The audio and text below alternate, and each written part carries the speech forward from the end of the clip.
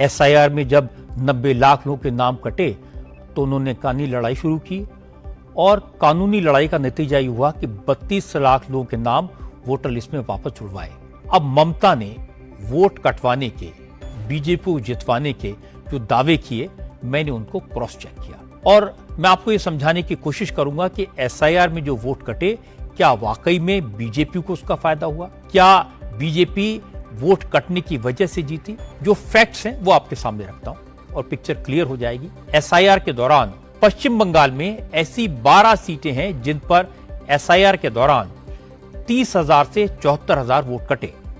इन 12 सीटों में से 9 सीटों पर तृणमूल कांग्रेस को जीत मिली। सिर्फ एक सीट बीजेपी के खाते में गई और एक पर कांग्रेस का उम्मीदवार जीता।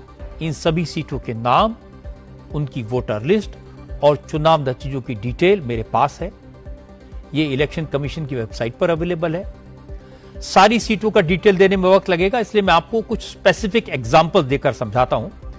एसआईआर के दौरान मुर्शिदाबाद जिले की शमशेरगंज सीट की सबसे ज्यादा चर्चा हुई थी। इस सीट पर एसआईआर की वजह से 74,605 वोट कटे थे। इसके बावजूद टीएमसी ने यहां 7,587 वोटों से जीत हासिल की है। इसी तरह मुर्शिदाबाद जिले की रघुनाथगंज सीट पर एसआईआर के बाद 50,410 वोट कम हुए थे। फिर भी तृणमूल कांग्रेस ने यहां इस बार 40,555 वोट से जीत दर्ज की है। मुर्शिदाबाद के पड़ोस में मालदा जिले की मोथाबाड़ी सीट पर एसआईआर में 33,257 वोट कम हो गए।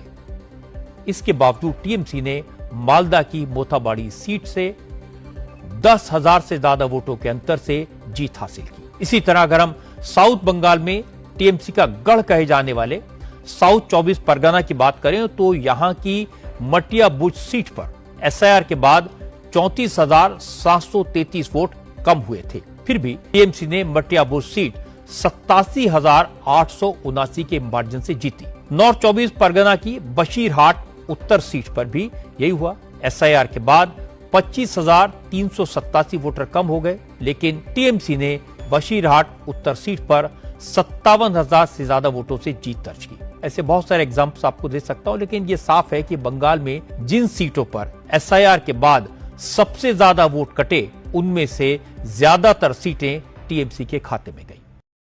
कहने का मतलब ये है कि एक तो 32 लाख वोट जो कटे थे वो जुड़ गए और जहाँ जहाँ बाकी वोट कटे थे वहाँ वहाँ ममता बनर्जी की जीत हुई है, टीएमसी की जीत हुई है।